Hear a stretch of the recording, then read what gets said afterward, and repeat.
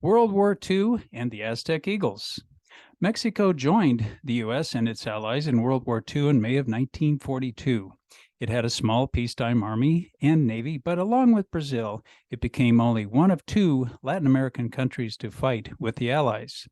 The U.S. and Mexico agreed to have 38 of Mexico's best pilots come to the U.S. to train for battle.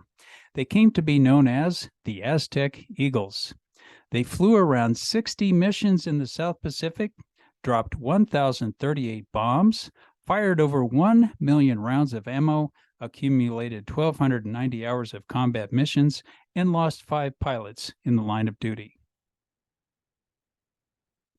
Cantinflas. Mexico's golden age of cinema took place between 1930 and 1960. One of the more prominent comedians during this time was Mario Moreno. Born 1911, died 1993, better known as Cantinflas. He was in over 50 movies, including the American film Around the World in 80 Days. He's sometimes referred to as a Mexican Groucho Marx due to his skill with words. The word Cantinflas means to speak or act in a mixed-up way without saying anything substantial. Moreno used that technique as part of his unique comedic style. Charlie Chaplin once said Cantinflas, was the best comedian alive. William O. Jenkins. In the 20th century, some Americans became very rich through their interests in Mexico. One became so rich he was referred to sarcastically as Lord and Master of Mexico. Although disdained by some Mexican elites, William O. Jenkins spent 6 decades building a huge fortune in textiles, property, sugar, banking, and the film industry. Wealthy Mexican businessmen and politicians developed a symbiotic relationship with Jenkins. He was also used as a political tool by the PRI by viewing him as an example of how ambitious Americans should be mistrusted, in other words, gringophobia. He had a virtual monopoly of movie theaters in Mexico and was said to exploit his workers. He was that American that many Mexicans loved to loathe. Roberto Gomez Bolaños. Roberto Gomez Bolaños was a comic genius known by the stage name of Chespirito, Little Shakespeare. He was known for his TV sketch comedies relying heavily on puns, outrageous plots, and pratfalls. 2 of his more well-known characters were El Chavo and El Chapulín Colorado.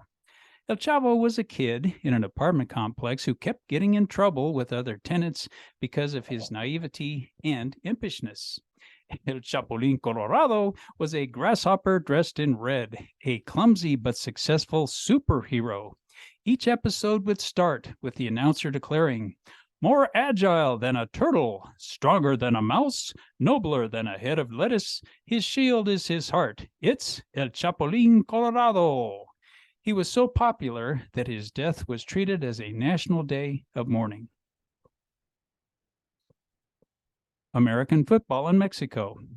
According to one ESPN sports writer, Mexico is the top international hotbed for American football, with the largest NFL fan base of any nation outside of the U.S. There are more NFL fans in Mexico City than in most American markets. Bars dedicated to particular NFL teams are spread out all over Mexico City and other Mexican cities. 9 different networks broadcast games in Mexico. To top things off, only 6 cities in the United States have more NFL fans than Mexico City does. The Missing 43 of Ayotzinapa.